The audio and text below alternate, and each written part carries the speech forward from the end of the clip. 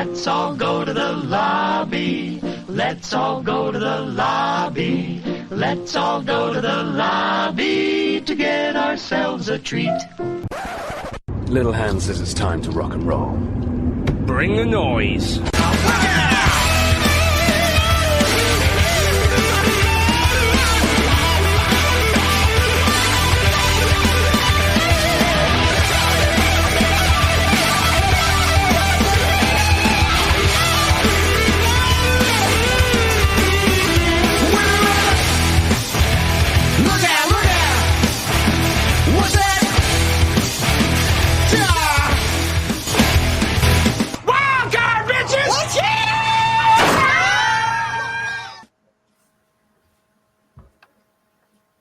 Hi.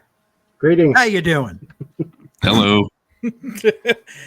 Hey, everyone. Welcome to episode 4 of Wildcard Cinema. Joining us, as usual, my name's JJAlexander. Joining me, my illustrious co-hosts, Mark and Greg. Yo.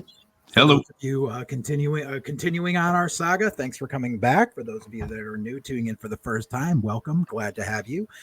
The basic premise of this podcast is we each have a menagerie of films that we have picked ahead of time.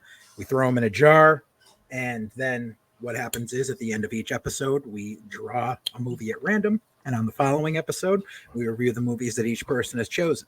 Also, the person who chose the movie has their dealer's choice of why they chose the movie, and they usually do it either at the beginning or at the end of the review. And fun and frivolity ensues. And I have had a hell of a day, so yeah, I hope you guys are drinking because I am. Yes, sir. Yes. Oh, this is delicious. It's something I picked up in Mass. Where the hell was it? What the hell was the name of that brewery? I can't even read on here, but it's a Sour Splash Tangerine sour. Ooh, nice. Yeah, it was when we went up to Mount Greylock a few weeks back. We stopped at this brewery down at the bottom of the mountain, and yeah, they had some decent stuff. So picked this up to bring home, and yeah, I need it because I hate being an event planner. I got this fundraiser gimmick tomorrow that I've been planning, doing stuff for since January, and I hate everything about it. I just want it to be over with. I mean, it's a labor of love. I'm glad we're doing it, but I will be happy when it's done. Just because too much fuckery to the point where this is my mood.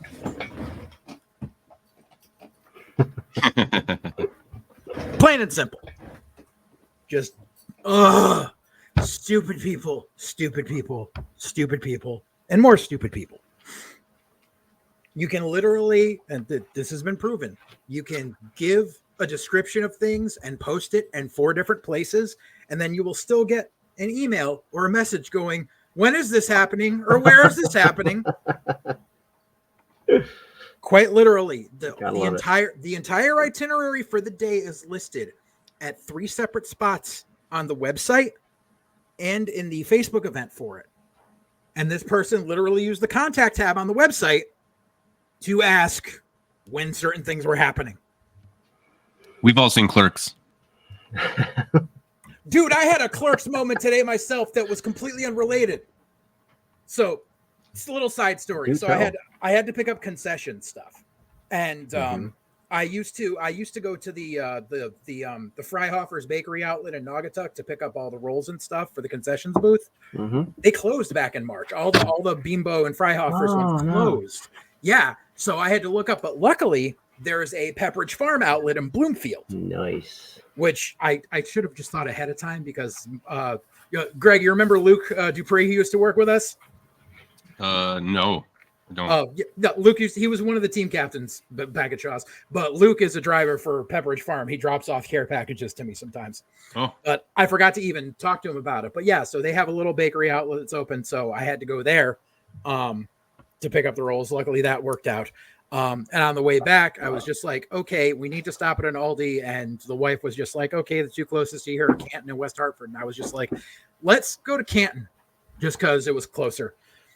So we go and we pull up, and mind you, it's on Route 44, so it's like, you know, near like the shops at whatever Evergreen Walk or whatever they call it. And like this Aldi looks like a friggin' Homewood Suites. Like I'm just like, and like I walk in, and like I've been having an issue with the Southington and Bristol Aldi's like since like my injury started, because both of them only have one cripple cart, and it's always unplugged and out of juice, or someone who doesn't need it is using it. And I've like complained to their corporate, and I'm like, why can't you get an extra cart? And they're like, oh, we'll put it in. And it's been 3 years. They never do it. Walk into the Canton one. There's 2 pristine ones sitting right there. And then like we go in, and it was literally like Randall in Clerks when he went to the big chain movie rental place. Oh, It's just like, whoa. Never seen an Aldi that clean and that well stocked in my life. wow.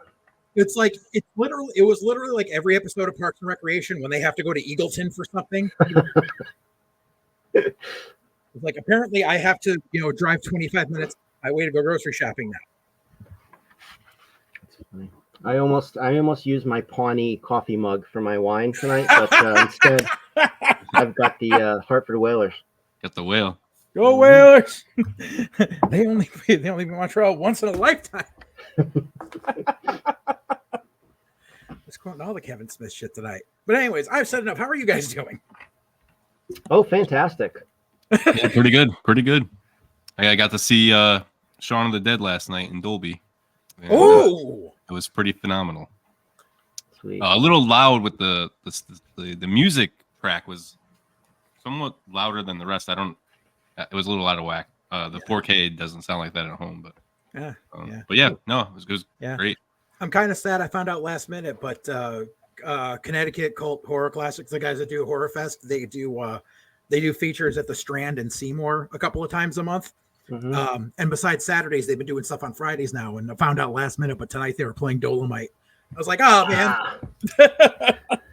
Miss. Yeah. No, I didn't get that in the email. Always something to miss. Yep. But anyways, so I suppose we should get into it. And of course, before we do, for anybody who is unfamiliar with it, just a reminder, and that is spoilers ahead for all the movies we're talking about. Yeah. So let's see here. I feel like I should flip a coin or something. I don't know. How about Mark? You think we should go with Greg's first? Sure. All right. So, Greg, would you let the audience remind them what you told the last time at the end of the last episode? Yeah, I'll wait till the end. Well, no, let us know the movie that it was. Oh, I'm sorry, I couldn't hear you. You did cut out a little bit there. You're breaking up. Your mic is breaking up. It sounds better now, yeah. Okay. Oh yeah, I picked Amazon Women on the Moon. All right. So here we go. Trailers away.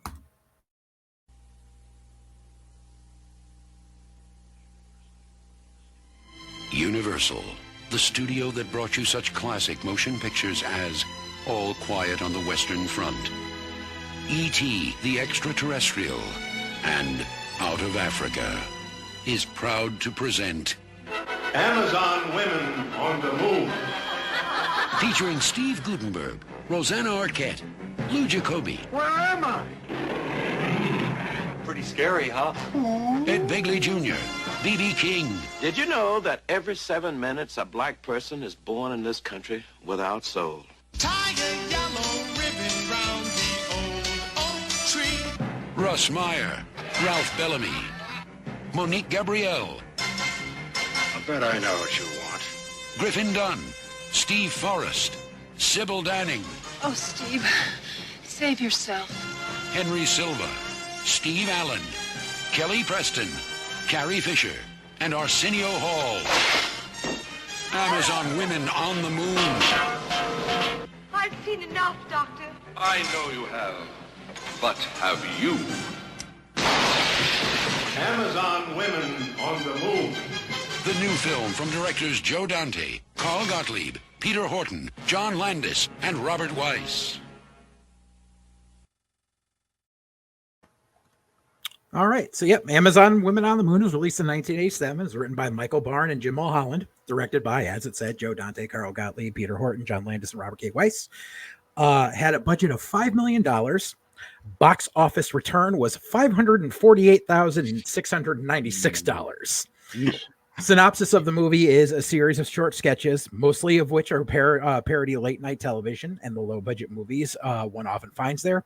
Other skits include a man being attacked by his apartment, a funeral hosted by classic comedians, and a teenage boy's big night out turning into a nightmare. All right. So you said you're going to wait till the end to tell us, Greg? Yes, I will, but I do want to say I think that's the first time I saw the trailer, and that's a pretty good way of making the trailer. I don't know why they left out some of the other famous people that are in it, but I mean, there were so many in it. Yeah, probably just best to flash all the names and just get people to show up, which they didn't somehow. Yeah. I actually do know why Greg chose this, but I will poker face and save it and not say anything. Oh, no fair. It's just it's because I this has been brought up in conversation in the past, so it's cool. So anyways, so so Mark, your thoughts? Well, I had never seen this movie before.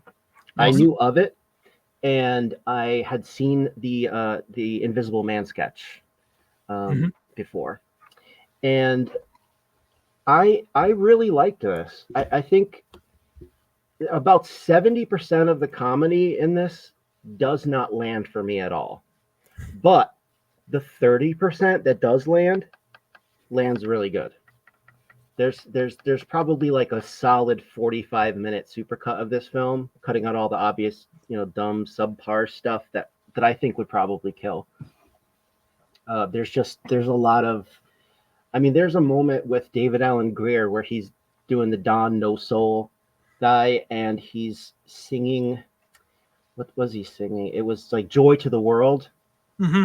Jeremiah was a bullfrog. Yeah, and he's just playing in the most stilted, awkward, unsoul way you've ever seen. And I rewound that like 5 times because I couldn't stop cracking up with that. And like Son of the Invisible Man with Ed Begley Jr., perfect, just perfect comedy.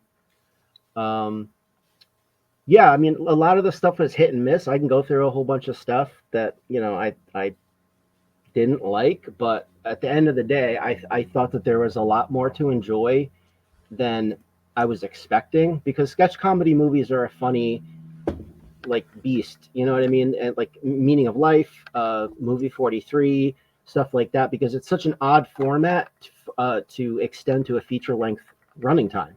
So out of the gate, you're starting out with no overarching story, no character development, no tonal consistency. And the audience is expecting enough variety to sustain the running time. So that's, John Cleese talked about how hard it was to write a sketch film back in the early 80s because for these reasons. And I don't know if it's for sure ever been quite perfected. It certainly, I don't think was perfected in this movie because there's way too many misses for me. But they gave it the old college try, and I would definitely watch this again. Okay. All right. So I have seen this. I saw it a few times growing up, and I actually remember the television version more than anything. Yes, we need to talk about that. Oh yeah, I know. But I have some, and like it, I've always thought this is all right. It's not quite the level of Kentucky Fried Movie or The Onion Movie for me, but it's still enjoyable. I've seen far worse at trying this method. And I think though, like with the exception of the final sketch, this is really more of a PG movie. Oh yeah, of course. As compared to like Kentucky Fried Movie. Like if you would cut off the last sketch, you could air it just straight PG, which I think is why maybe not the was it Penthouse Pet? Oh yeah. Well, they did video. They did in the trailer there. They did 2 cuts of that. When they did one with clothes and one without. Yeah, it exactly. Ruins the joke. Yeah. Yeah. I thought that was one of my favorite sketches. Yeah. It's a good premise. The whole gag of a pornographic model who's also always completely nude when they're out in public. Yep. Yeah. And I had some like side notes just because it had been a while since I watched this. So I was, sat there and did my little analysis things of some ports. But I said, like, my first thought automatically was Arsenio Hall is funny, but I just don't think he's physical comedy funny. Yeah, that was weird. That was an odd choice. Way too hard to be Richard Pryor. And that's no knock at Arsenio Hall because Arsenio's funny. I don't think that was the right milieu for him. Like, I think that sketch would have been better had they used I always forget the name of the dude, but he does like a lot of physical. He was the dude who was in the Bobby McFerrin video with him for Don't Worry Be Happy. Bill Irwin? Bill Irwin, yes. Yeah. I could see him doing that. If Bill Irwin had done that sketch, I think it would have hit a lot different. I said the remote control bit definitely I think landed some inspiration on the movie Stay Tuned. Yeah, of course. I had it in the notes. Yep. And that's one of the things though is that I loved is that was like a bit of continuity because one of the things that you see like that I always remember Kentucky Fried Movie, like I'm probably going to do this comparison a lot, but Kentucky Fried Movie like had almost no continuity to it in between the sketches except for Big Jim Slade. And that's why I liked how like there was still the running gag of the continuity with the husband showing up and stuff. When they were having the sketch with the missing baby, I literally wrote, great. They shot a scene at Charlotte Hungerford Hospital because that place is such a shithole. I popped hard for Samuel L. Bronkowitz because that's a direct reference to the Zuckers and Kentucky Fried Movie. I said I would binge watch the shit out of Bullshit or Not. Oh man. Yep. The review show reminds me of every reaction content schmuck on YouTube now. That's what it feels like. Like some people are, and that's a whole rant for another day. Like that's another bit I may be starting on this channel is me bitching about reaction content people. I mean, so many people have done it. David Alan Grier always gets cast as the white black guy. Always. It's like we need a really white black guy. Well, you have a choice. You have David Alan Grier, Alfonso Ribeiro, or Terrence Howard. Which one you want? Oh man, I know which one I'll take every time. I said Video Pirates looks like my basement. Yeah, that's a I can't wait. I can't. I'm looking forward to talking. Yeah. And I have some notes. I have some notes on the stuff that because of the fact that there were scenes that were in the supercut that I have that were in the television version, which is I put the notes in of what were in the television version. Mm-hmm. Because what was I where do I have it here? Retrospective. No, that's not it. Where's the note? The DVD release features an unreleased sketch called The Unknown Soldier, starring Robert Loggia and Ronnie Cox, Bernie Casey and Wallace Langham. Some television broadcasts of the film featured the sketches Peter Pan Theater and The French Ventriloquist Dummy, which were not present in the theatrical version. And I always remembered the Peter Pan Theater part. And I said, Wirework made martial arts movies interesting again. Why not use it in theater? Yeah, that got a laugh out of me. Yeah. Yeah. And I wrote I could see why The Unknown Soldier was cut. Oh, there's no jokes in it. It's not funny. It's not too funny. Serious. It's too serious. I thought I clicked on like a different movie and was watching a different movie, and after like 10 minutes of still no laughs, I was like, "Oh, I'm watching the wrong thing. I must have hit a button." There's a reason it was a deleted scene. Yeah. It's not good, and it's not even not good. It's almost offensive, like to military people. I mean, in all honesty, I saw what they were going for. I saw the premise that they wanted to deliver. It's just, and you've got great actors in that. Robert Loggia and Ronnie Cox are great, but it's just. I know the dude from Revenge of the Nerds. You probably just said his name. I don't know him by name, but. Oh yeah, sorry, I accidentally pulled my notes back. But what was it? Bernie Casey, Wallace Langham. Yeah, but I get it. But can we talk about the actual Amazon Women of the Moon? Oh yeah, sketches. Yeah, because... I mean, I've got some extra like trivia bits, but I can leave those off if if Greg, you want to chime in with your thoughts and yeah. Well, I'll get to the Amazon Women on the Moon. Let me just start. I'll start with that with my that's clearly the weakest part of the movie. I mean, but it reminds me of Rocket Ship XM. So it kind of has a nostalgic hit for me. it makes sense as like the framing device to tie it all together, because like you guys probably all know we were the same age, so you probably remember seeing like old sci-fi like cheap shit. Right. See, and I laughed a lot during the Amazon Women on the Moon bits, just because it's like it was the cheesy obviousness of we're on the moon, but there's like shrubbery growing around on the rocks. Yeah, and it's like but like it's a one note joke. Like, so the one that strings it all along is the one that has the one note joke the whole time. So but I mean, it was a spoof of XM and the Queen of Outer Space. They took a lot from that one. Well, you've already referenced Kentucky Fried Movie a couple of times, but I actually so full disclosure, I'll tell you now why I picked this movie. This is one of my favorite movies of all time. It's in my Letterboxd top 4. I'm one of 12 people on Letterboxd that have it in the top 4. So, me and 11 other psychos have this movie in there. I first saw this movie when I was really young, probably 8 or 9, and back when I was 8 or 9, the most fascinating thing to me in movies was nudity and sex, and that's all I fixated on. So when I saw the woman come down the stairs totally naked, I was like, oh my god, like what is this? And the sketches that stuck in my brain until I actually rediscovered this movie in college, because it got lost for a while. I saw it in HBO as a kid, and then I don't even seem to remember it existing until I walked into a Barnes & Noble and saw the DVD, and I was like, oh my god, like I remember this, and I bought it. And the only 3 things that stuck out to me before I got it back were the girl that was naked, Kelly Preston looking fine as fuck, and the condoms, and the one where Dice Clay busts in because the chick's getting banged. Like all the sex stuff is all I remember as a kid, because that's what I was like, And then I discovered when I bought it then and then started watching it that no, the rest of it is fucking hilarious to me.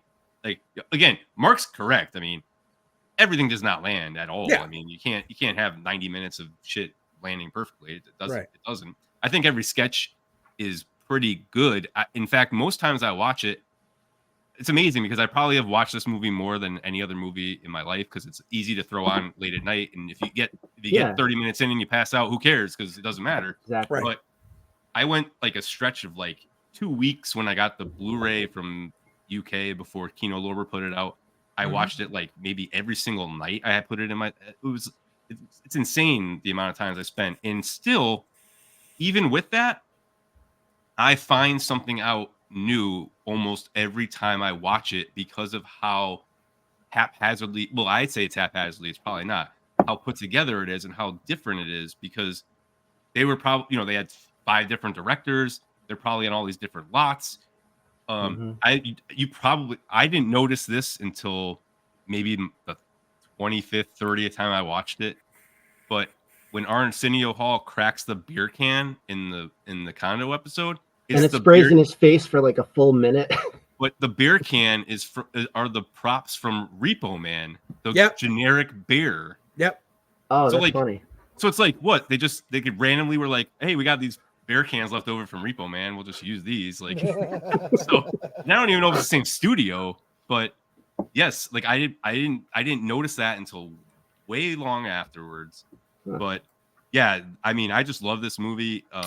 And I'm gonna go through sketches really quick because I don't want to take up a zillion amount of hours, but I actually love Arsenio Hall in this movie. You're right. He's not a perfect physical comedian, but every time I watch it and then I watch like Coming to America, I'm like, why wasn't this guy like a huge star on his own? I never understand that because he chose to do the talk show instead. He did the Arsenio Hall show. I mean, he's so good. And then I don't know, I was going to ask you guys this question. At what point would you stop trying to do things around the condo and just say, done? For me, it's definitely the TV blowing up. I don't think I'd be stepping off that couch after that. I just go to bed. I would just wait for the couch to eat me at that point. Yeah, like, all right, life's done. I don't need to touch on the penthouse video because you talked about it all and I discussed the beginning. Then when it comes to the Murray Landon video sketch, you talked about Stay Tuned, and that's definitely Stay Tuned was like, yep, we're making this movie a whole movie. Yep. Mm-hmm. Obviously, they fleshed that out way more. Yeah. I haven't seen Stay Tuned since the theater, I don't think, and I just remember John Ritter and like Prince outfits and like they got real crazy with it. Cool idea. I got to shout out the Disney Channel, the 80s Disney Plus. That was cool. Mm-hmm. The hospital sketch is one of my favorites. I think Griffin Dunn is unreal. He is amazing in this. Yeah. I actually think a lot of these actors give like their best comedic performance. Like, yeah, especially the ones that aren't in comedy a lot. Like, they're all really good. See, I hated every second of the hospital sketch. That was one of my least favorite. Michelle Pfeiffer looks like she doesn't want to be there. Oh, she probably doesn't. I mean, I loathed it. I just love Griffin Dunn's character. I think so much. Like he's so it's just so wacky. It's like he definitely knew the assignment and just went with it. I don't know. Do you know the other actor's name? Because I don't know his name off top. I don't remember his name, but I think he was actually married to Michelle Pfeiffer at the time. Oh, that makes a lot of sense. Yeah, he was. Makes a lot of sense. As far as the Amazon Women on the Moon, I was gonna say you discussed Kentucky Fried Movie a bit. I actually think the longest part of Kentucky Fried Movie is the best part of Kentucky Fried Movie. Oh, the Bruce Lee knockoff? The Fistful of Yen. I think that's the best part of that movie. Yeah. So, so this for me, like the weaker part of it being the biggest one. But let me get to the all-time. And Mark already brought him up. Don No Soul Simmons is a fucking legendary character. You guys don't understand. I tweet at David Alan Grier all the time. And I say, he'll say something. He'll say like, oh, I'm just watching the basketball game and LeBron did this. And I said, you know who wouldn't be watching a basketball game? This guy. And I sent him a picture of Don No Soul Simmons. He'll like it some of the time. Some of the times he doesn't. I don't know how he hasn't blocked me on Twitter yet because I've been like, you got to bring back No Soul Simmons. And he just like writes back to me in like capital letters, like, no. I'm like, dude, he likes the attention. Just go on like Saturday Night Live one night and just do it. Like, it's so funny. Like he could even update it if he wanted to. I don't even know why they didn't do it in Living Color. Like it's an amazing character. Yeah, they could have made that a recurring character on In Living Color for sure. I'm thinking that maybe they didn't because there might have been like a copyright thing. Oh, I'm sure. Yeah. But they could have. But see, they could have just done it differently. Like he could have been like a white guy as a black guy trying to rap. Like you could just change it a bit and do. I mean, he's done similar characters to that. Yeah, I mean, like their movie review guys are kind of like that. I mean, obviously they're gay, but like that was more of the gay trope than the not black trope. But I mean, I've seen him do this before. Like you always see David Alan Grier in that type of role. Like the only time I've ever seen him not in that kind of pigeonhole type of role was probably Tales from the Hood. And I don't think I've ever seen that. Oh my! He plays an abusive husband in it, and it's insane. He played the Cowardly Lion in the live television broadcast of the original play The Wiz, and I thought he was outstanding. He also can sing. He also played. It was either Timon or Pumbaa in Lion King on Broadway. Oh wow! He's an underrated talent. I forget what else he did recently. He did something on a live event. I forget what it was that he was doing. Yeah, I used to have. He did a book a few years back about his relationship with Barack Obama. Oh, Barack Like Me. Yeah, Barack Like Me. I had the audiobook of that. That was a really good book.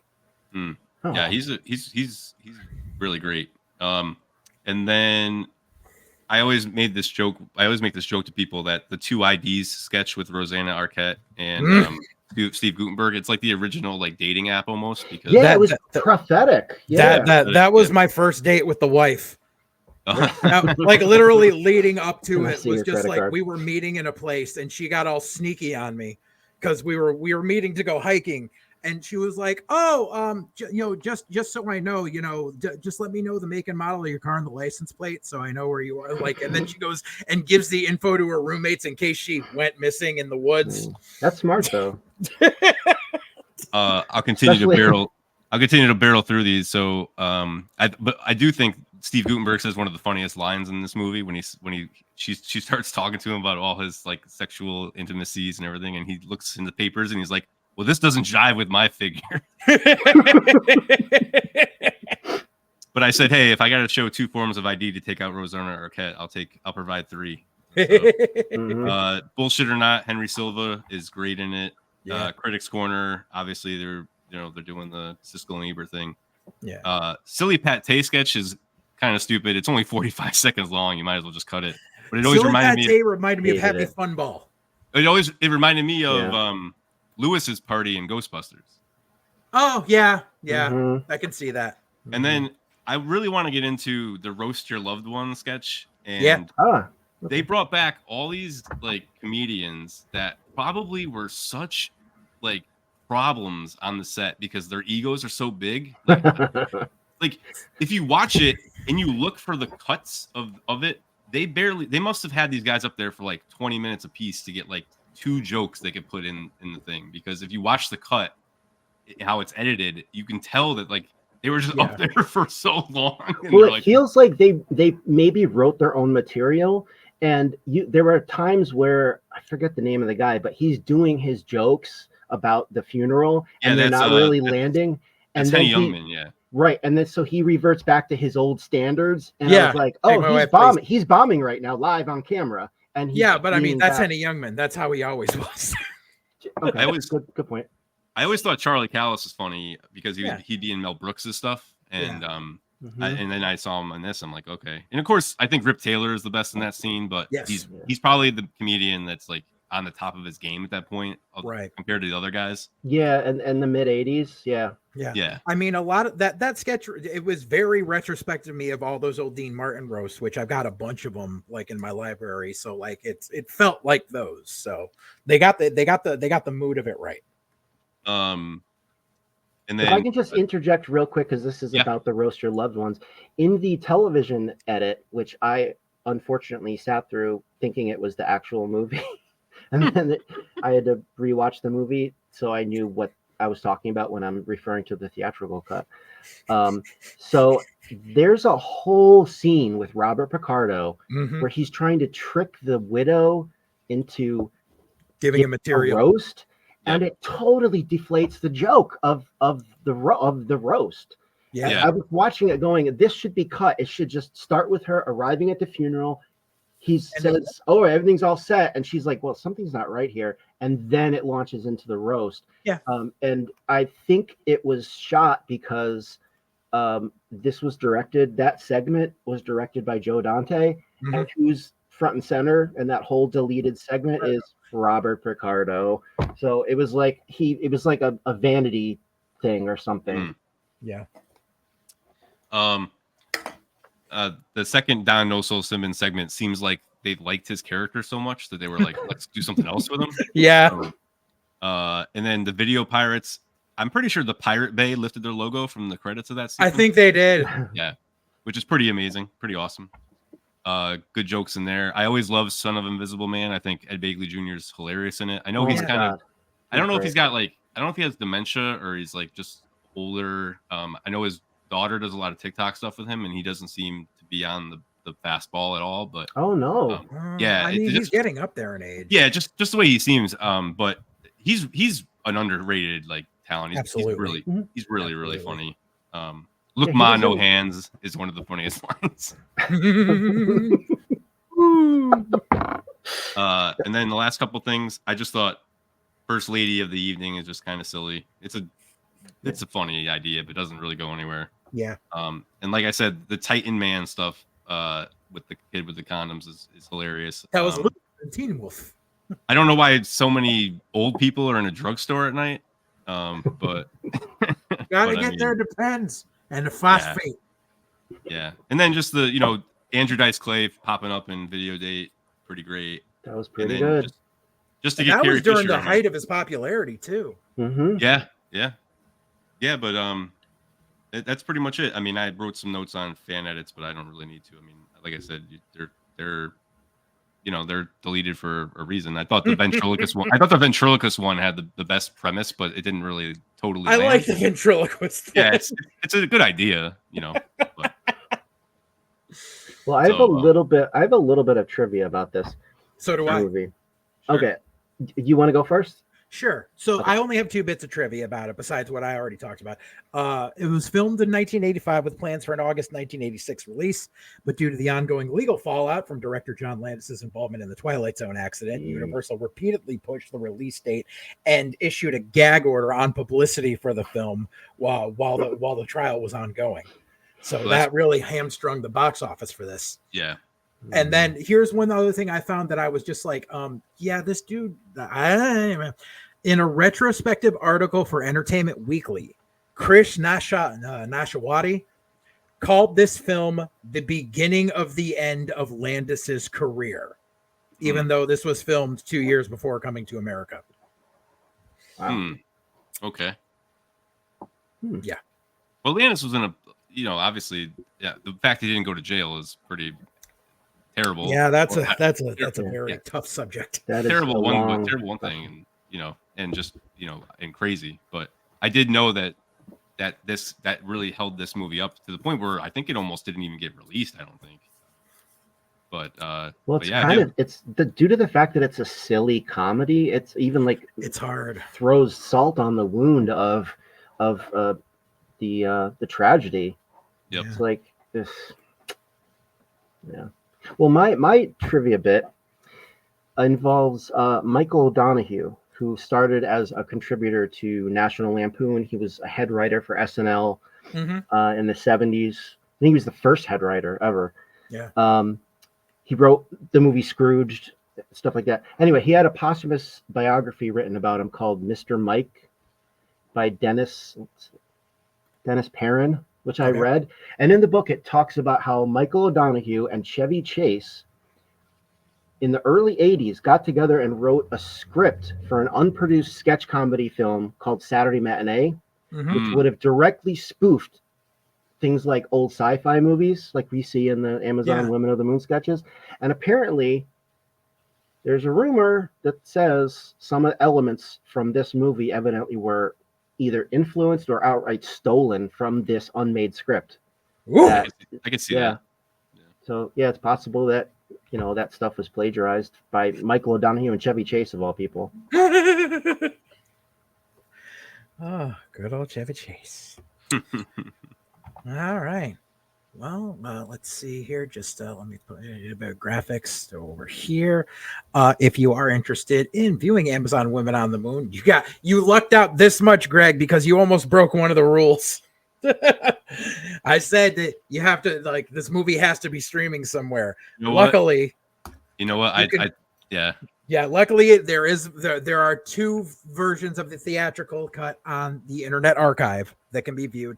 You can see there will be a link below to at least one of those, so you can watch them. But that is the only place you can get it. You can also get the special edition Blu-ray on Amazon for like $15. Yeah, I didn't realize it until actually it's funny. I told you guys I look quick when we come up with the movies that we pick for the week. I kind of look quick just to get a little synopsis to get myself in the same headspace to see what we're going to come up with. And when I did that for Mark's, it said it wasn't streaming anywhere, and I was like, oh, wait a minute, are we gonna have an issue here? And then I said, wait a minute, Amazon Women on the Moon never streams anywhere.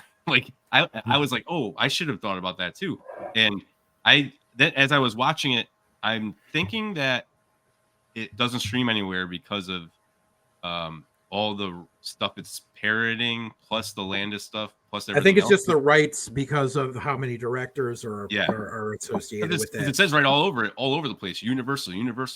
Why is it not on Peacock? Well, because it's not probably a million things. Or maybe it's just a continuation of the gag order. Never know, but HBO staples streaming nowhere. All right. All right. So let's see. Before we move on to the next, we got to pay the bills, as we do.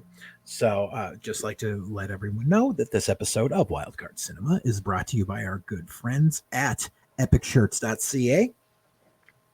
If you're looking for t-shirts and even some activewear with logos and 3D printing of everything from movies to professional wrestling to rock and roll to Dungeons and Dragons to MMA to television to joke parodies to paraphernalia oriented items, you can find them all at EpicShirts.ca. If you use the link below or you use the code Full Circle Radio, all one word, at checkout, lose 10% off your order. And that's not just your first order, that's any order you place. Also, every order that you place helps us out a little bit here, helps me get the bills paid to keep this program going. So go buy some stuff. The holiday season, it's going to be on us before you know it. They're a good little spot to pick up some stuff. So go give them a look. EpicShirts.ca. We don't just make shirts, we make epic shirts. All right. So moving on. You mind if I go next, Mark? Go for it. All right. So the movie I was that I chose, that I pulled for this week. You get to where the video. There we go. The movie that I pulled is the film Equilibrium from 2002.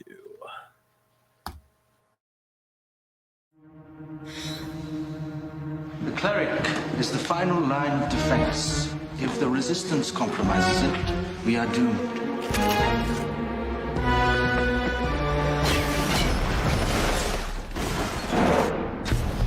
In the near future, freedom. You can't do this. You cannot do this. There's nothing we can't do.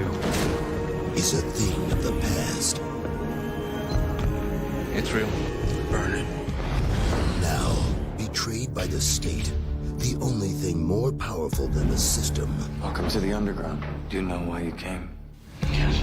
They trained you your whole life to fight these kind of odds. Is the man. What can I do? Who will overthrow it. I've heard the most disturbing rumor. Rumor, sir? A rumor maintaining that one of the cleric is actually attempting to contact the resistance. Then you know what I'm gonna do now.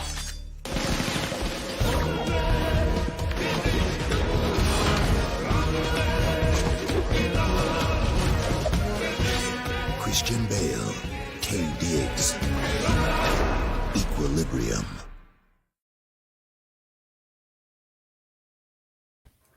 Yeehaw. He mispronounces the title of the movie in its own trailer.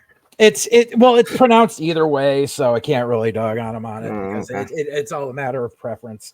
Yeah, let me. Also, I'm on my second beer. I'm on it's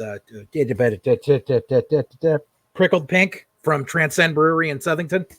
It's made with prickly pear and cactus and strawberry and pineapple and vanilla, and it's fucking delicious.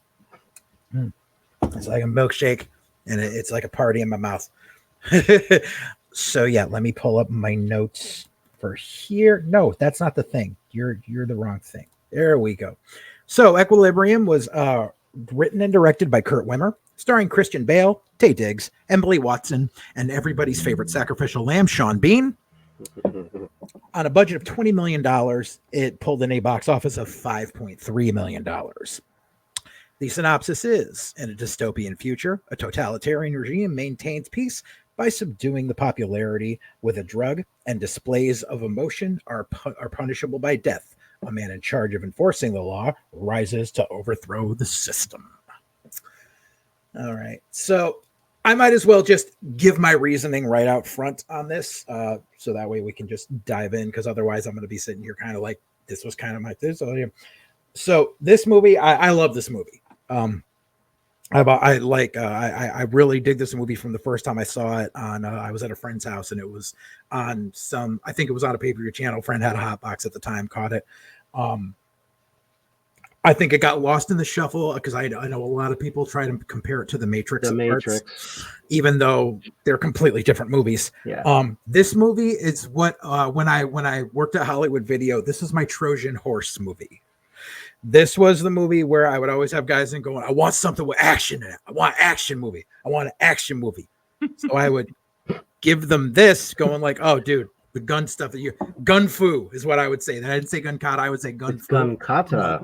Gun kata, but gun fu sounds better. I'm like, dude, wait a minute. You coined gun fu before John Wick? I don't believe it. Yeah, I was saying gun fu in 04. So that's amazing. I've never seen any John Wick movies, so I didn't even know that's a term.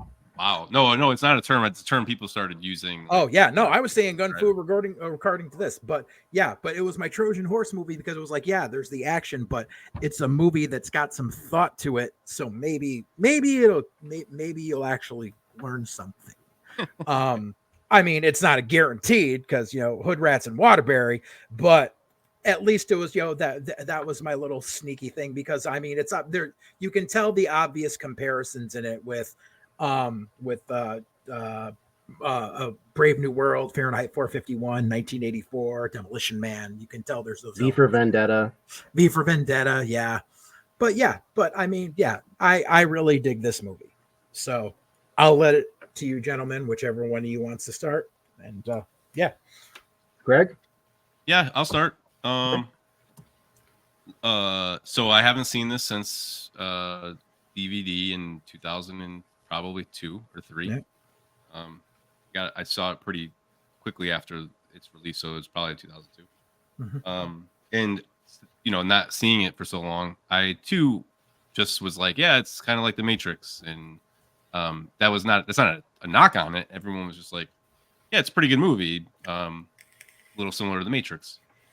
It is not The Matrix, right? It is definitely, and you already touched on 1980. It is definitely Orwellian. Yeah. With some Matrix style action scenes that aren't even really good enough to be compared to Matrix, I don't think. Because they never used bullet time in it. They don't use bullet time. Some of it, like the last sequence where Christian Bale has the guns and is fighting the soldiers, it's like almost that choppy slow-mo in parts. Like it's it's like, and I think the best Matrix-esque action sequence in the movie is when he fights with the stick sword. Yeah. That's really good. So a lot of the handheld combat scenes are a little bit Matrix style. Yeah. But definitely nothing where I would say this is like The Matrix. It's just, it was probably the closest thing to The Matrix action-wise at the time, and they just used that to probably get people to see it or just to give people a sense of what it was. But yeah, way deeper meanings in this movie, which is not to say The Matrix doesn't have deep meanings either. It clearly does, stuff that we only really figured out, in years later. But this is obviously a very thought-provoking film throughout. Seeing it for this time, I was like, damn, I didn't know all my ex-partners got together and made a movie, a screenplay. Because I'm always told I have zero emotion. I gotta say it though, as an overall conceit of the movie, can't show emotion, punishable, and I do have a tough time with emotion and outwardly expressing it. Even still, while I watched the movie, I thought, how can you make it illegal? It's almost like, I guess, expressing it you can make it legal. You can't make feeling it illegal. Right. Well, I mean, that's why they make everyone take the daily dose, or it's the more than daily dose of the Prosium to basically make them all like lobotomized. Yeah, I have some opinions about that, but it's my turn. So I'll just go through my. I don't have a ton of notes. The only real knocks I had with it, where I could say, hey, I don't know that you need the narration at the beginning with the dialogue, the big speech right after the narration. They kind of basically. I think they wanted to shoot more for exposition, but the budget ran out, so they just had to do the opening credit thingy. Yeah, and the only other criticism I had of it was when they do the close up of Christian Bale, and I think it's Sean Bean. It might have been somebody else. They have like the worst looking fingernails I've ever seen. Yeah, like they couldn't get these guys a pedicure, like, or I mean a manicure for like just this scene. Like I don't know. It's funny. It's funny that I brought up John Wick because I think the writer John Wick definitely saw this in the dog scene and was like, oh, I'm gonna make a yeah, like that. Yeah, the dog scene. I was just like, here we go. Yeah, but I did think it was really interesting from a character study because you get almost the exact same line of dialogue from Sean Bean that you do from it's Taye Diggs, right? Yeah. That Taye Diggs and him have basically the same line of dialogue. Yeah. How much of this do we have to burn before it's all gone? Yep. And you know that the way Sean Bean delivers a line, he's saying it where he just doesn't think we should be doing this. Yeah. And Bale says, don't worry, we're gonna get it all.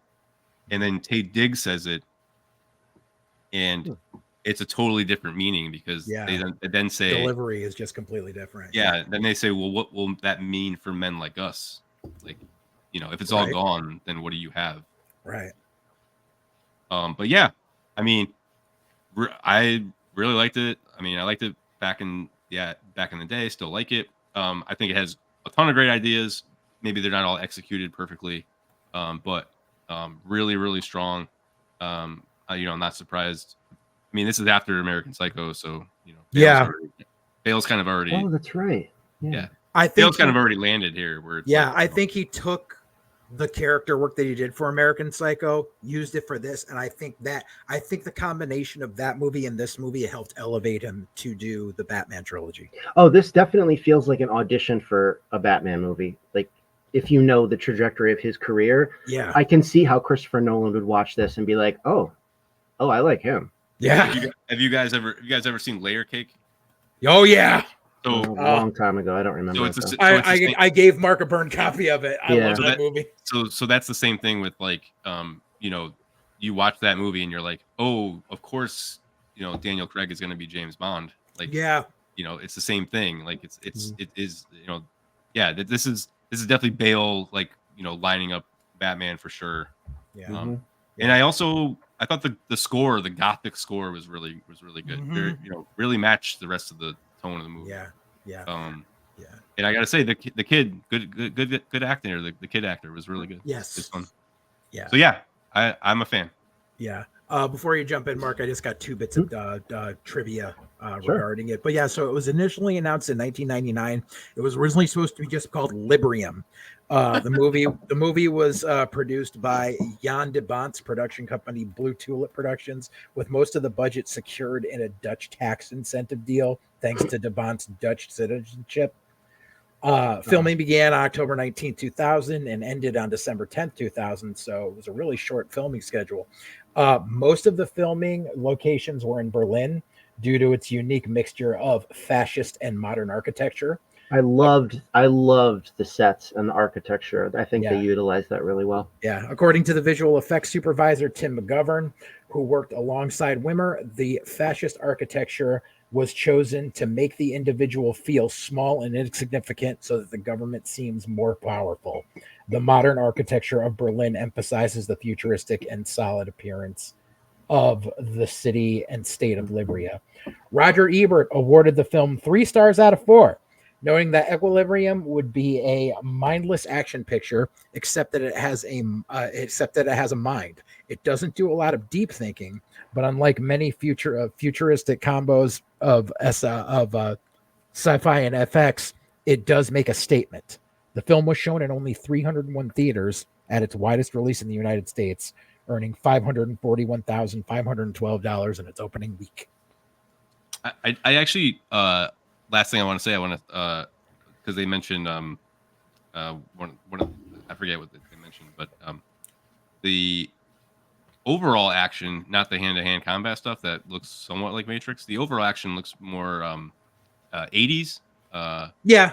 Like when the armies are stomping around and the tanks are coming out and it's like focused in on them.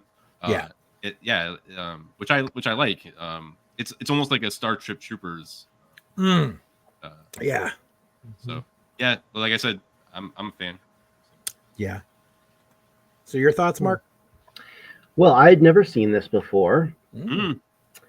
I have a lot to say about this movie. Go for it.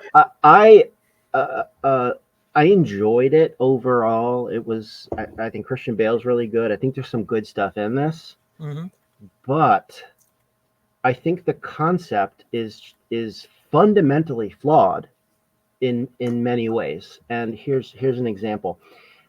If there's a mandatory drug that you have to take now that suppresses all your emotion, why would it matter if there was still art around? Wouldn't you just feel nothing if you viewed it because your emotions are being medically suppressed? They solved the entire emotion issue when they invented the drug. End of story. Because I'll go further though and argue also that you'd be more susceptible to having an emotional experience when you're doing things that are already permitted in this society, like having children. You're telling me that looking at a decorative mirror frame is more of a threat to somebody feeling some kind of emotion than looking at their newborn child?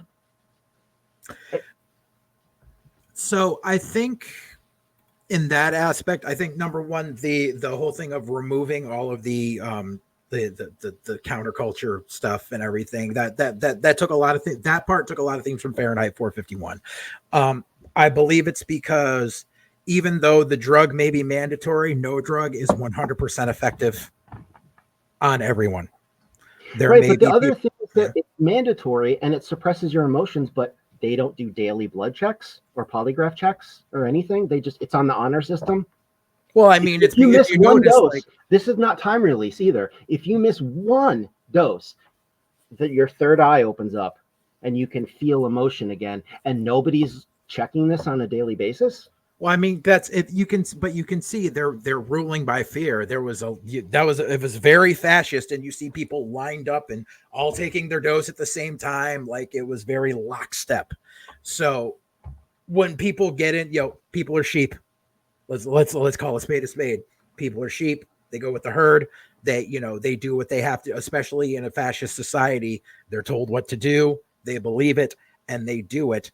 But there's always the chance of the free thinker. And that's what that's just the way it is. I see your point. I see your point. I'm just playing devil's advocate to it. The other issue I had with this, which was I felt was a really big issue, is that these people are supposed to be permanent, flat affect, no emotions, unfeeling. Everybody's smiling at each other. People get angry. Taye Diggs did not get the memo that he was supposed to be playing an automaton with no emotions, because he smiles and downright laughs in almost every single scene he's in. Yeah. And how was Christian Bale, not being noticed? He's clearly telegraphing all these emotions. He's like the chosen one or whatever, who's like destined to become, because he's got the emotion inside him or whatever. And I guess that's why his wife loved him, because why would you be in love with a T-1000 person? Yeah. So I think in that aspect, it was that was one of the notes that I wrote, is the slow build of Preston becoming human is so gradual. You kind of like, you're only noticing it a little at a time until you realize there's that scene where he's running in the midst of everyone else. Like, it's like, that's like the breaking point, but it was so slow up to that. And I think as far as like the wife and everything, I think there was a whole aspect like of a Brave New World aspect, as far as you're married, you have to, or like Logan's Run, where like, this is society. You're given a wife. You procreate to further the species. But then why was she so in love with him? She literally, as she's being dragged out the door to be executed, she runs up and starts kissing him passionately. When this dude is there's nothing supposed to be going on behind the eyes. What was she in love with? I think it's one of the things of, she stopped taking her Prosium. She started feeling, and because the fact that Preston is so intuitive.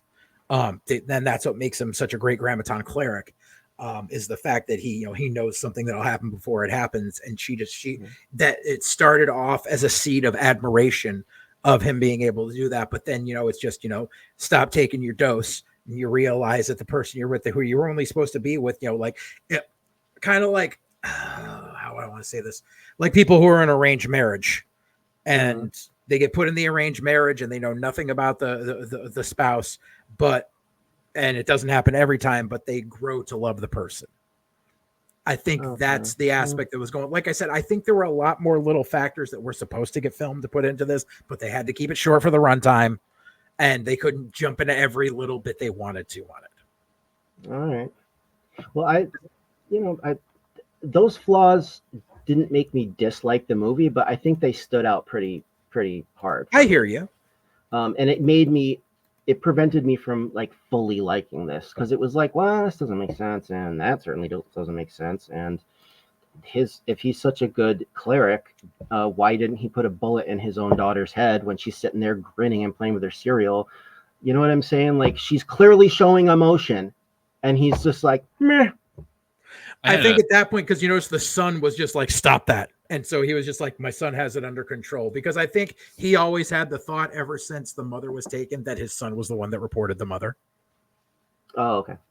My issue with him being this Greek, the best cleric there is, or whatever, is he didn't even seem like he was like the high man on the totem pole. Anytime he talked to the bosses, they were just like, it seemed like, we don't want to soldier.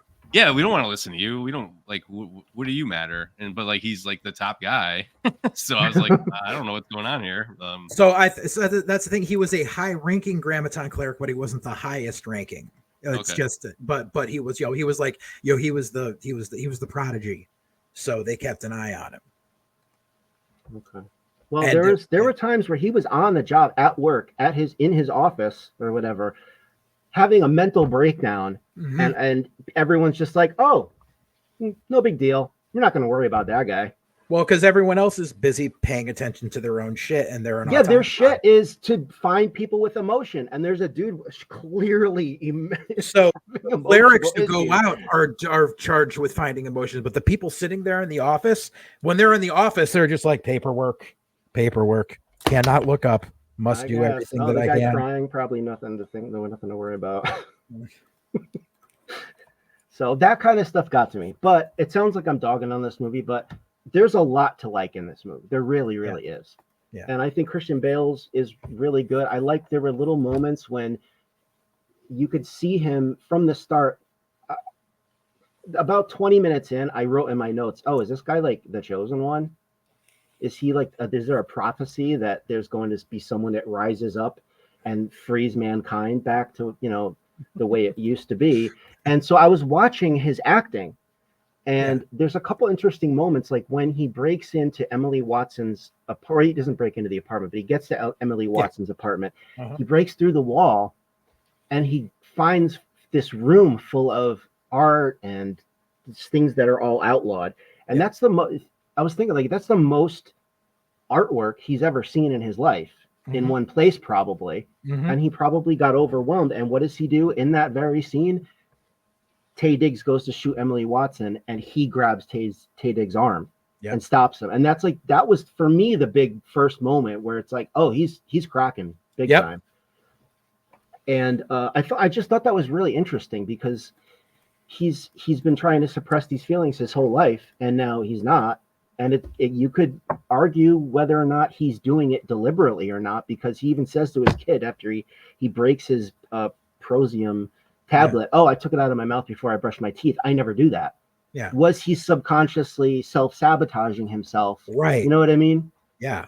And I did like the twist with the kid. Obviously, spoilers. I thought that was kind of cool. Yeah. Yeah, because that's one thing you worry about the whole time. Every time you see the kid, you're like, you're thinking of like drawing parallels to 1984. You're thinking of the scouts in 1984 who are they report everyone. They report their parents. They report, and so you're like, shit, is this kid going to be the downfall of this dude? Because the kid's supposed to grow up to be a cleric himself, because he was the offspring of a cleric. Like, it gives you that worry bit in it. Well, he says that line, I witnessed them crying. Should I report it? Should I report it? And he said, absolutely. Like, unquestionably. Yeah. So. Yep. And I think when he did that, he was just testing his father to see if his father was still completely heartless or not at the time. Absolutely. Right. And one thing I liked about this was right in one of the opening scenes, and it's one of the oldest theater tropes, but it still works every time, and it's something that people don't notice. And this is what I learned about. I keep going back. What do you call it? 8th grade English class, Mr. Torino. He would teach about certain things that you look for in television and film and stuff of certain aspects that they use. And it was the aspect of like when they're standing there, when they're hunting down the Mona Lisa at the beginning. And it's the one scene where their faces are in shadow, except for their eyes. Their eyes are completely lit up. And in that moment, you can see every thought that's in Sean Bean's mind and every thought that's in Christian Bale's mind. And I'm like, this, like, you could, if this is done right, it never gets old. You know, it's one of the most classic movie tropes, and it still works. Yeah. That scene bugged me a little bit because the scene where they find the Mona Lisa, not only is it weird that it's laying on top of a pile of other paintings, like of all things, the Mona Lisa is sitting there. Yeah. But these guys are supposed to be rebels. And they have all this artwork around them. And when they get attacked, their genius method of protecting these paintings is just to tuck them under their arms and run away. I mean, it's probably they're on the run. They're nomads. They have to keep moving the shit. It's kind of like the National Treasure, dude. It kind of has to keep moving so no one finds it. I guess it just seemed like it could have used another draft or two. The screenplay. I mean, yeah, I agree. Like I said, there was a lot of stuff thrown in there in a short amount of time, and it's for people that have watched, and read that aspect of dystopian like literature and cinema, we all kind of knew like what they were going for. To the average person who hasn't watched that stuff, it's a new experience. Yeah. Yep. So yeah. I think it would have been kind of funny if this movie took place way further into the future after most of the really good art was all long gone. Yeah. And now these military guys are just out there on missions to track down just like the worst artistic remnants. So instead of Sean... duct tape banana to the wall. So like when Sean Bean finds a book of poetry, what if you found like the last remaining Kesha album? Oh God. And these people are sitting around crying like, this is so beautiful. I did I don't know if you guys have ever seen this movie. I didn't watch it because I was kind of excited to, and then I guess apparently it's not that great, so I didn't go ahead and seek it out. But Monuments Men with like John Goodman and George Clooney. It's in my library, but I haven't watched it. Yeah, so it's about story. Yeah, it's a true story. So it's sort of like this. It's like it's Nazi Germany, and they're trying to destroy all the art, and the Monuments Men are the guys who are trying to rescue all of the art and preserve it. I heard it wasn't that great, so I just was like, all right, then why am I gonna bother? I'm still gonna watch it someday. That's also in the vein of there's a movie that came out a while back that I'm not gonna choose it obviously, but because I'm gonna talk about it now. But there was a movie that came out like I think it was like 10-15 years ago called The Maiden Heist. Morgan Freeman, William H. Macy, and like Morgan Freeman plays a security guard in this art gallery or like this museum, and there's this picture of this this painting of this beautiful maiden or whatever, and like he just loves this painting so much, and like he like every day like he just stares at it, and it's like it brings happiness to him every day to see it. And then he finds out that it's going to get moved to another museum in like another country, and he's never going to see it again. So he gets together with a couple other guys who work in the museum who also like have other pieces of art that they're like attached to, and so they like figure out a way to like steal them and replace them with knockoffs. Like that, and that's it's one of those heist movies gone wrong, but it's actually really fucking good. What's it called? The Maiden Heist. The Maiden Heist. I'm pretty sure it's in my library. If not, it will be by the end of this weekend. But yeah, that's it. It's like it's a comedy, but it's not like slapstick, and it's a good watch, and like you kind of get that I think that like even stuff like that fits into liking this movie, because it's like you see how just a single piece of art moves someone so much that like it keeps them going. And so that's why like they have to just like down with everything creative. everyone needs to be a robot, which kind of getting yeah. Yeah. So yeah.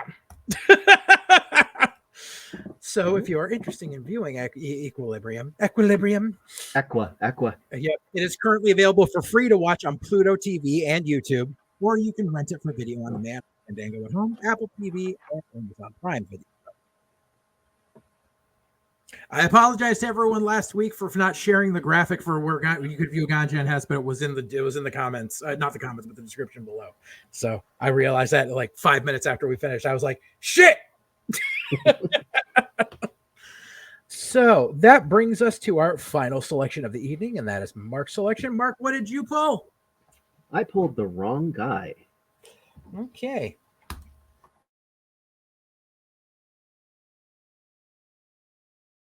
Big promotion's being announced today, and I think I know who's going to get it. The new president, big surprise, Ken Daly.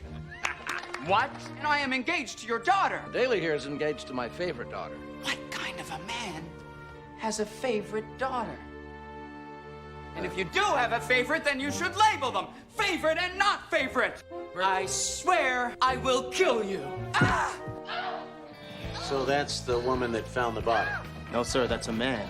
Really? That's him! Nelson Hibbert is a wanted man.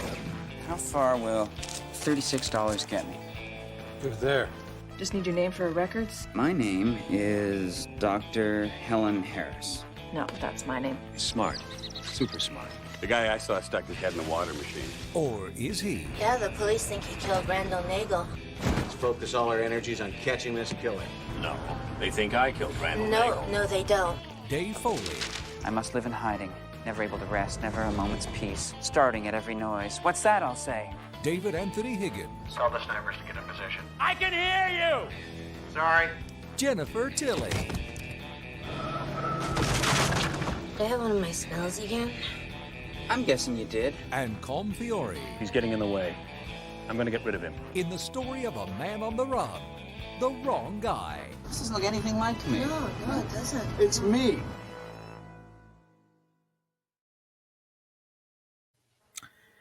All right, so The Wrong Guy was written by Dave Foley, David Anthony Higgins, and Jake Hogan. It's directed by David Steinberg, starring Dave Foley, Jennifer Tilly, Com Fiore. Film was released direct-to-video in the United States through Hollywood Pictures. It did not have a theatrical release. Synopsis is, after his boss is murdered, Nelson is on the run for fear of prosecution. He hides out in a small town to avoid the police, which should be easy because they know he didn't do it, and they aren't looking for him. All right, Mark, dealer's choice. You're going to tell us the beginning or the end? I'm going to tell you at the end. Okay. Greg, you want to go first or should I? Up to you. I guess I'll take the lead. I really want to know why you chose this because Jesus fuck, did I hate this fucking movie.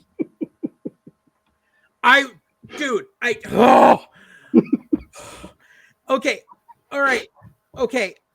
So, full disclosure, I think Dave Foley's a great actor. I love Com Fiore because he will always be Andre Lenoche to me from Storm of the Century. I fucking love Jennifer Tilly and have a crush on her since I was 16 years old. I think Joe Flaherty is a great actor. I think that all of the actors involved in this are excellent at what they do, but Jesus fuck, this felt like a drawn-out Kids in the Hall sketch that got cut for time and should have been buried somewhere in the fucking desert. Just right off the bat, Dave Foley's character, I said unhinged, doesn't describe this level of nuts. I pop for Andre Lenoche because it's Andre Lenoche. The only thing I did notice is the doo-wop cops. The thing I was like, that's definitely Boyz II Men singing that they used for that. You could tell by the voices. That is actually Bare Naked Ladies. Yep. Really? Because it sounded like Boyz II Men. No, Bare Naked Ladies. Okay. This movie is very Canadian. Yeah, apparently. You don't say a. The hitchhiking part, I was like, oh look, it's QAnon on wheels. I said the movie takes 47 minutes to actually Jennifer Tilly. I said my eyes can't roll any harder. It's just everything with the fucking cop.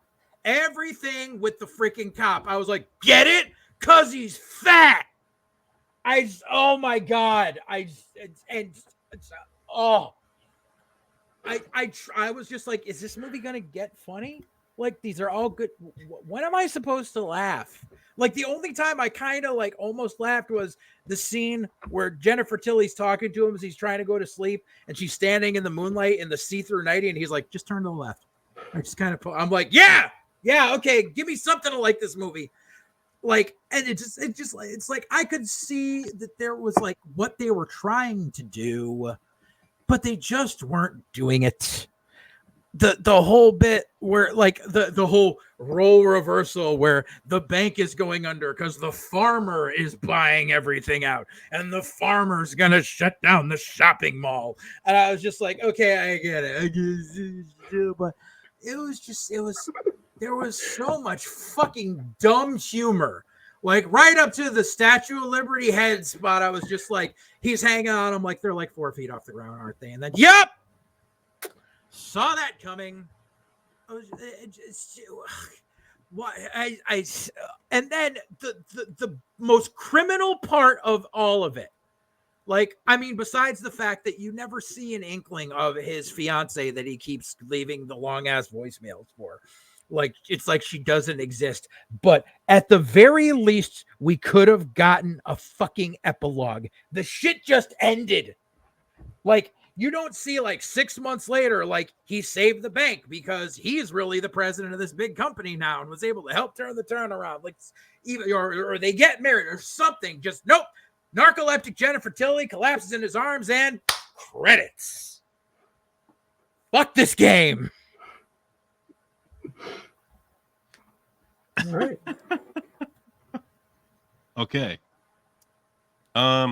So as I told you before, I kind of look up the synopsis just to look, and I know Mark said last episode, like, here comes another another negative review from me. So I was like, I don't know Mark that well, but Mark seems like a really great guy. I don't want to like bag on his shit all the time. So I'm like, all right, cool. I'm feeling it this time. This is gonna be the one.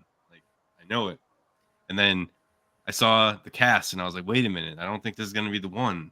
But I don't know Dave Foley from just name recognition. Of course, Kids I in the know Hall. kids. I know, of course, I know Kids in the Hall, but I don't know just the names of the guys. So, like, I was hoping this would be like Brain Candy, because Brain Candy, as a vehicle for a movie that Kids in the Hall did, I fucking love.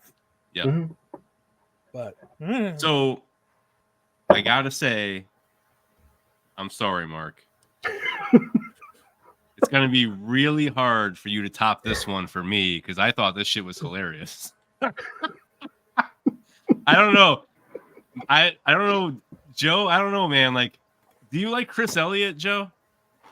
Acquired taste, depends on the situation. So that's what I mean. So I saw the first 10 minutes of this. I'm like, this is fucking like Cabin Boy. It's like an office comedy. Like, I was like, damn, this is bananas. I'm into it. I'm on the wavelength. And then when he goes on his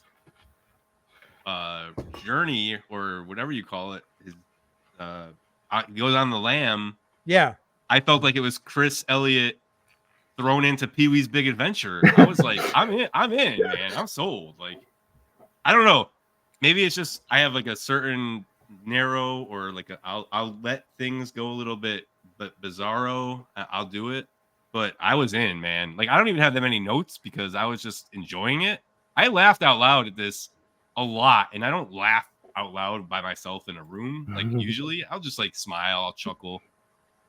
I told my brother, I'm like, have you heard of this movie while I'm watching it? He's like, no. I said, this is fucking hilarious. He's like, oh, it's Dave Foley. Yeah, it should be. I'm like, okay, yeah. Again, I don't know him by name. I know Kids in the Hall. I never really watched Kids in the Hall, but I knew it was in the zeitgeist when I was a kid, whatever. But I don't know, man. I dug it. I was definitely on board. The only other couple notes I really had was the real murderer could have just left the building while everything was Yeah. Like, why is he cutting holes in windows? And like, we don't need that. The barbershop quartet I thought was hilarious. My brother then told me, "Oh, bare naked ladies are in this," and I was like, "Oh, that must be them." Like, okay, so that's them. Everyone keeps referring to him as a woman, which I thought was. I was like, no. Actually, you know what? Here's what it is. It has a lot of like what, in my opinion, Joe didn't feel that way, but I feel like the repetitive jokes that get brought up the whole movie, they worked for me. Like they call him a woman all the time. The cop, I know you say he's fat. I didn't even think about him being fat. It's like every place he's just like, oh, this restaurant, oh, order this up and blah blah blah. I'm like, get it? He's fat. See, that's not what they're making fun of. They're making fun of he's taking advantage of the budget that he's being given to do it. Yeah. So like, I mean that too, but that's I didn't think about his weight at all. I just thought about because he started taking advantage of the budget after the feds say you have full explanation. But before that, when they were still in the town, he was like, "Is that the place with the veal chops? Yeah, have him make what he did and some of those veal chops." Blah, blah, blah. Okay, so maybe I didn't. Maybe it didn't resonate with me because that was when I wrote the note. Because I thought the cop. I here's my note right here. The cop taking advantage of everything, every chance he gets, doesn't get old at all. And I think at the end, they even say like, we got to talk about your budget, or we got to talk about your expenses. Yeah, and then they're like, that's a fake out next week. Like, got any suggestions? Like, I don't know, man. That's so ridiculous when it showed like the mobile unit, and I was just like, Jesus fuck, make this joke stop. It is very Canadian. It's like a Canadian big. It's like a Canadian big adventure with Chris Elliott. I thought it was really. It just connected for me. It hit, and but I do agree with Joe. The Jennifer Tilly scene with the lingerie. Hell yeah, throw that back 5 times. I'm down. Yes. I thought that was funny too. Very. I don't know. All I gotta say is, it landed for me. Big thumbs up. Really, really, really funny for me. Cool. Okay. Well, I suppose I should tell you why I picked this movie. Now Mark's gonna be like, I hate it. I picked this movie because it's one of my favorite comedies of all time. What the fuck? There you go. Yep. Hey, I think it's funny, man. I listen. Yep. You saw one of my favorite comedies of all time. I see one of yours. Mm-hmm. Yeah. I'm on board for this for sure. Yeah, Dave Foley wrote this with a couple of guys, including the guy who played the cop. He co-wrote this movie. And what they were trying to do was make like a Zucker Brothers comedy with just laughs, just every scene, laugh a minute, throw in as many jokes as you can. And I think that the premise of the story was funny because, I mean, it's kind of funny. Like, it was the man who knew too little. Right, exactly. He's on the run, but nobody's really chasing him, but he's too dumb to realize that. But I think they took that and used it to make just an endless string of jokes. I mean, there are gags. There's like at least 10 gags in every scene. And so the stuff like, Joe, the stuff that you were talking about was not important to me. It was the fact that it's just a silly comedy. I like dumb humor. I could not stand this movie. Well, no, Greg raised a good point. It does feel like the movie Cabin Boy a lot. It's got that Chris Elliott type of humor to it. In places. I mean, the whole thing's not like that, and Cabin Boy, I adore Cabin Boy. So this is one of my favorite comedies of all time. And the reason I included it is because I wanted people to hear about it so they would go watch it and give it a chance, because I feel like it fell right through the cracks. It was produced in Canada. I almost said Canada. It was produced in Canada. All Canadian writers, actors. Colm Feore, I think his name is. He's Colm Canadian. Feore. Yeah. So it didn't get, like you said, it went straight to video in the United States. And this was like peak Dave Foley. He was on news radio. He was still hot off of Kids in the Hall. And he wanted to write just something silly, just a straight up comedy, and put in as many jokes as he wanted. And this screenplay did win some awards for like best screenplay, because they just were so focused on the humor.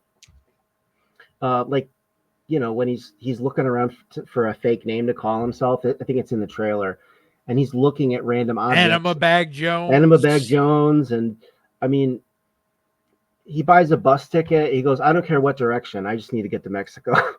Like this brilliant stuff. The whole thing about when they're on the Statue of Liberty's head, and the bad guy is yelling out his demands, and Dave Foley's like, yeah, and a helicopter.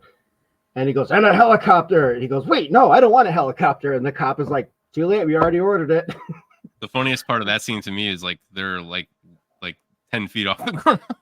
Yeah, and I think, what is that, Vertigo that they're parodying? Yeah, no, North by Northwest. No, that's it. Or like when Dave Foley's at the ATM and he's putting in his PIN number, and he hits 111, and then he hesitates like he's trying to recall the last number, and it's 1. This I love this movie. I gotta say, Joe, part of your critique was they never show his fiance. I thought that was brilliant. Like I'd rather that than it be not a good joke at the end or something, or, you know, that's just wrong. It's, I mean, like, I don't like, it's not like that wasn't a big point for me, but it was just like, it was just like, oh, we're going back to this joke again. Not a big point for you, but I actually thought of it today while I was driving around, knowing that we'd be recording tonight, that I thought that part was actually good. I didn't have time to write it in the notes because I didn't think of it while I was watching the movie, but I thought about it today while I was driving around. I'm like, oh, I really like that part. They reference her a million times, and the other guy is fiance to his other daughter, which is like, what? He's good. Yeah, just give all my kids' fiancés high positions in my company. It's like, yeah, I don't know. Again, and I was like, I instantly knew it was the other guy. It was the guy who got made president, who was behind the assassination. I was like, that's an yeah, but that's it. That was it. Yeah, it was an easy guess. Like, it's just silly. Like you're talking about, like, the ending, like there's no like epilogue or resolution. It doesn't need one. That's not the point. Like, we don't care what happened to his fiance. We don't care about any of that stuff. I care. Like, I would have cared a little bit more had it just shown 6 months later, and like him getting married to her, and even like her fucking passing out when she's about to say I do at the fucking wedding. Like something. It just ends. Yeah, but do you care about Dave Foley's character at all? I didn't. I love the movie, and I didn't give a damn about Dave Foley's character. I don't care. Like, I think that's one of the major problems is he's just so unhinged right from the fucking get-go that I'm like, why am I supposed to care about this character at all, and why am I supposed to follow him? I guess you have to either just buy in or you don't. I don't get it. I love stupid humor, but I just could not with this movie. I couldn't. It's like, it's like Cabin Boy, like I said too. Like you don't care about Chris Elliott and He's a fucking asshole like the entire time. It's like you'd rather have him get thrown off the fucking ship. He's a dickhead, but yeah, it's like an anti-story or an anti. Yeah, I mean, you know, I don't know. Like, I think this time period, like, you know, mid 90s to mid 2000s, you could do a lot of this kind of humor. I don't think it even gets done anymore, really. I mean, we're not well. Not well. No, I don't know if you guys ever seen the movie called Lemon with you've seen Lemon? Yes, I haven't. Who's the actor? He's in Boy Kills World. Yeah. What the fuck is his name? Brett something, I think. Brett Favre.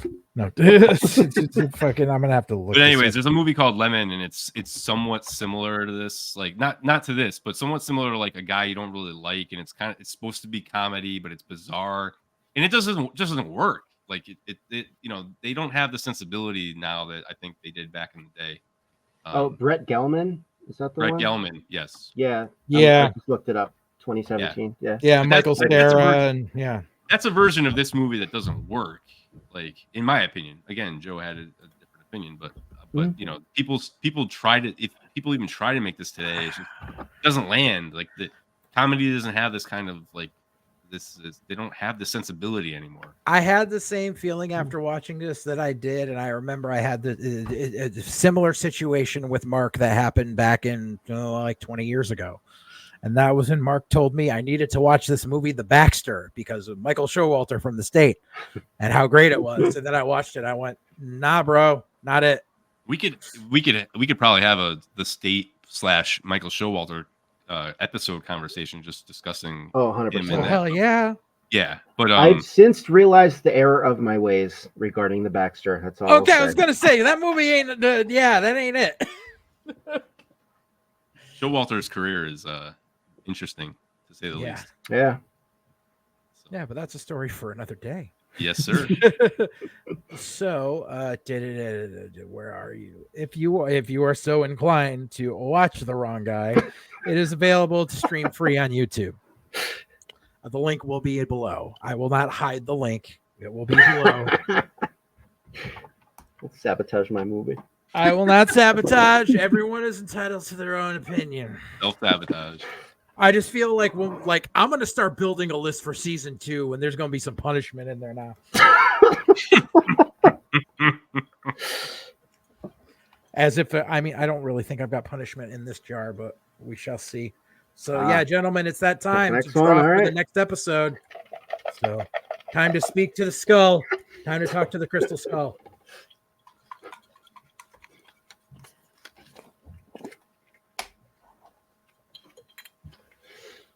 All right, we all got our pulls? Yes, sir. All right, Greg, what did you pull? Hold on. Sorry. Trying to open it here. I have Poker faces, gentlemen. Of course, yes. I have 2011's Martha, Marcy, May, Marlene. Okay. Mark, what did you pull? I have 2000. I forgot to put the date on this. 2023's Last Voyage of the Demeter. Okay. And my poll for the week was 1989's Miracle Mile. All right, so those will be the 3 movies that we review in a couple of weeks on here. I actually think we're gonna have to figure out scheduling because I've got to teach a class on that Friday night, so we'll have to figure out another day to film. But yes, we will definitely be there. So, yep, thank you for joining us for episode 4 of Wildcard Cinema, brought to you by EpicShirts.ca. Once again, link down below, or use the code Full Circle Radio at checkout at EpicShirts.ca for 10% off your order. We will see you on the next one. Any closing words, gentlemen? No, sorry. have a terrific extended holiday if you so are. Yes, Labor Day weekend. I got to work, but if you guys don't enjoy, I got volunteer work to do, and then I'll sleep. I got to do a double on Sunday and half the day on Monday at work. So. Jesus. All right. Well, that's saying thanks for joining us for Wildcard Cinema. Y'all have a great day. Adios. Here, guys.